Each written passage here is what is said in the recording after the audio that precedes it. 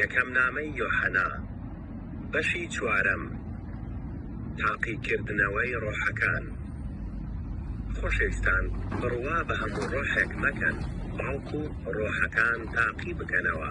بزانن ئایا لە خودداوەیە، چونکە زۆر پێغەمبەری درۆزن بە جیهاندا بڵاو بوونەتەوە. ڕۆحی خوددا بەمە دەناسنەوە هەر ڕۆحێک دان بەوەدا بنێت کە عیسای مەسیح لە جەستەدا هاتووە، ئەوە ئەو ڕۆحە لە خودداوەیە. بەڵام هەر ڕۆحێکیش دان بە عیسا دانەنێت، ئەوە ئەو ڕۆحە لە خودداوە نییە. ئەو ڕۆحە دژە مەسیحە کە بیستوتانە دێت و ئێستا وا لە جیهاندایە.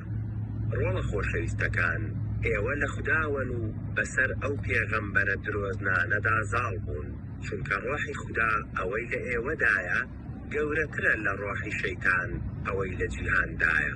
ئەوان سەر بە جیهانن، هەر بۆیە ئەوەی دەیڵێن لە جیهانەوەیە و جیهان گوێیان لێ دەگرێت. ئێمە لە خودداوەین و ئەوەی خوددا بناسێت گوێمان لێ دەگرێت، بەڵام ئەوەی لە خودداوە نەبێت گوێمان لێ ناگرێت. بەم شێوەیە ڕۆحی ڕاستی و ڕۆحی چاواشە دەناسینەوە. هیوادارم هەمووتان لە خێر و بەڕەکەتدا بن لە ناوی یەشوعی مەسیح. ئامین.